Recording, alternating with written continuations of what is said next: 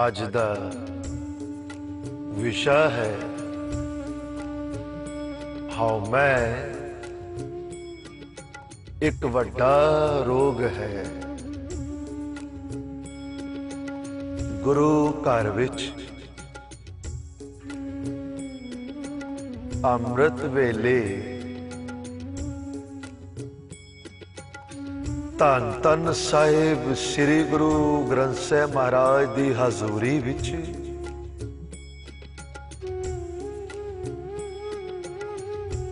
ਗੁਰੂ ਬਖਸ਼ਿਸ਼ ਦੁਆਰਾ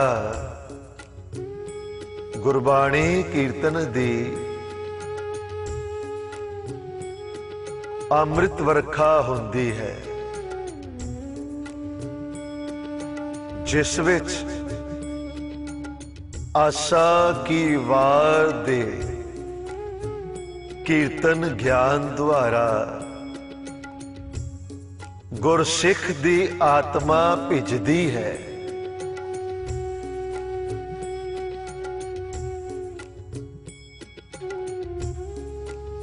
इसे आशा की वार दे विच दूसरी पातशाही धन धन साहिब श्री गुरु अंगद देव जी महाराज फरमान कर दे हाउ मैं दीर्घ रोग है, दारू भी इस माहे कृपा करे जे अपनी ता गुर का शब्द कमाए। हाउ मैं एक बहुत बड़ा रोग है। कितना बड़ा है? इतना बड़ा रोग है, इतना बड़ा रोग है, नापिया नहीं जा सकता। कितना बड़ा रोग है। जितना बड़ा रोग है उतना गहरा रोग है, जितना गहरा रोग है उतना लंबा रोग है। और मनुख नूं ए हौमै दा रोग कदों लग जाए मनुख नूं आप भी नहीं पता। पर है मनुख दे लई बड़ा ही घातक। इतना घातक सियाणा तो सियाणा मनुख भी इस हौमै दो रोग तो बच नहीं सकता।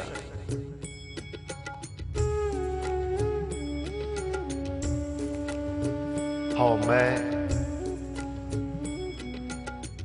ज्ञान नू खा जाता है।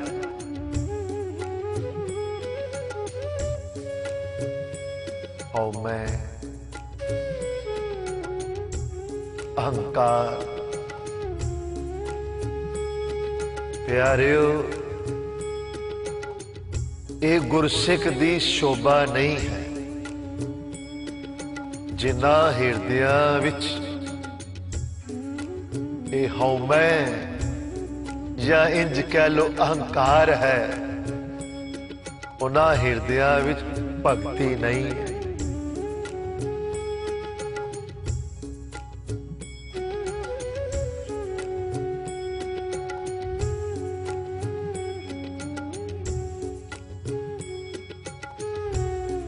जिस गुरु दे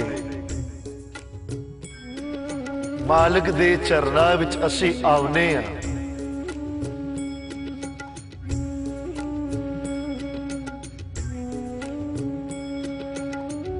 ए मालिक साडी हौमै भी दूर करदा है।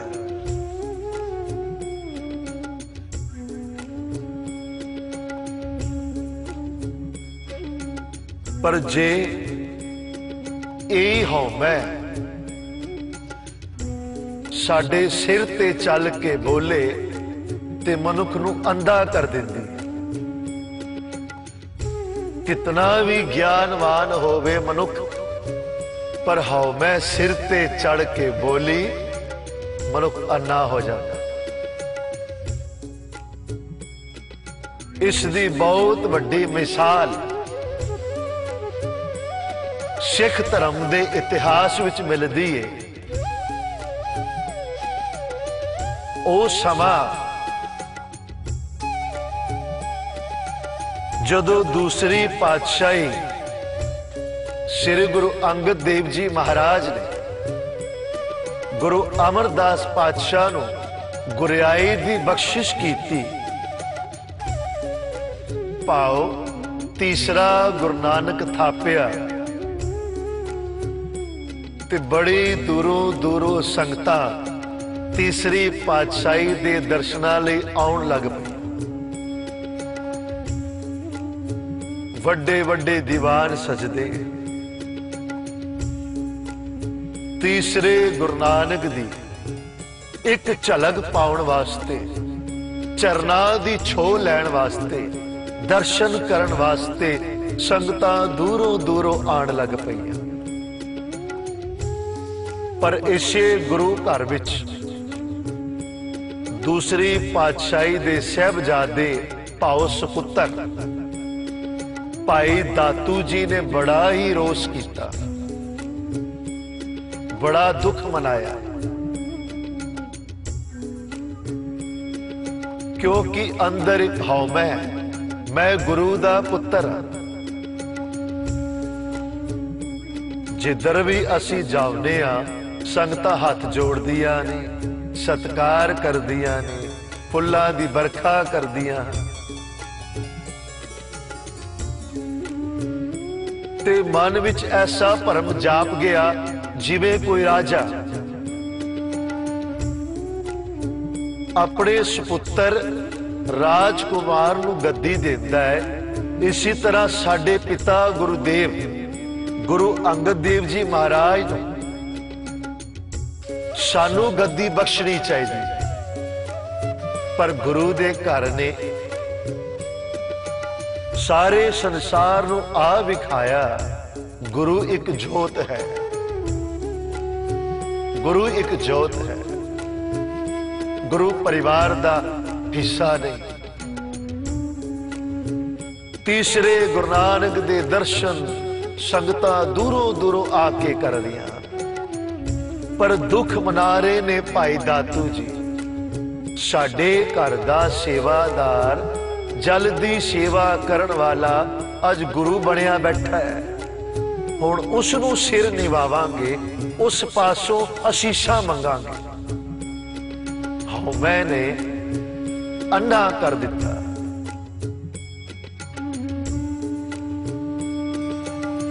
एक दिन जदों बड़ी वडियाई सुनी, अज रहा नहीं गया। दीवान विच पुजे की वेख्या भाई दातू ने, इतनी शोभा हो रही है, इतनियां सारियां प्रेम भेटावां संगतां दे वल्लों, इतना चढ़ावा, क्योंकि जैसी जिसदी नजर है उसनूं ओही नजर आएगा। किसी नूं गुरु नजर आ रहा है, पर भाई दातू नूं चढ़ावा और शोभा अते भेटा नजर आ रही, क्योंकि मन विच हौमे है। बड़ा गुस्सा आया, ऐसे क्रोध विच आए, जाके तीसरी पातशाही गुरु अमरदास पातशाह जी नूं पेट विच बड़े जोर दी लत मारी। बुजुर्ग गुरु अमरदास पातशाह जी लत खा के डिग पे,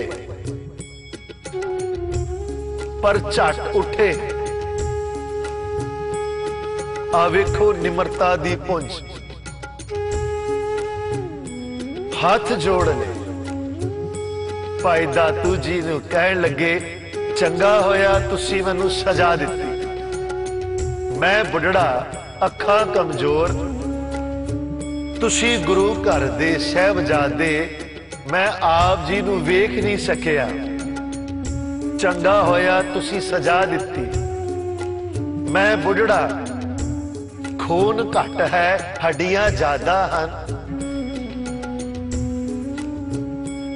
इन्ना सख्त हड्डियां करके जेड़ी तुसी मैनू लत मारी है, उस लत दे विच किथे चोट ते नहीं लग गई, दर्द ते नहीं हो रहा। आओ तुसी अपने चरण अगे करो, मैं मालिश कर दवा। हाथ जोड़े, निमरता दी पुंज। सिख धर्म दे इतिहास विच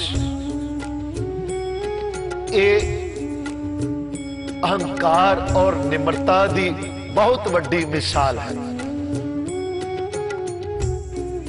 गुरु इसलिए गुरु है क्योंकि निम्रता दा सागर है, और ऐसे गुरु दे दर्शनां लई बड़ी दूरों दूरों संगतां आ रही हैं कि एक चरण छो मिल जाए, चरना दी धूड़ी मिल जाए, अपने मस्तक ते लावा ते नाले आखा धन गुरु अमरदास पातशाह, नाले अपने आप नूं आखा गुरमुखा, अज तेरे बड़े वड्डे भाग ने, गुरु दे चरना दी धूड़ी मिल गई। उथे हौमे विच अन्ने होए भाई दातू जी गुरु दे सामने खड़े होके, गुरु नजर ही नहीं आ रहा, गुरु नूं लत मारी।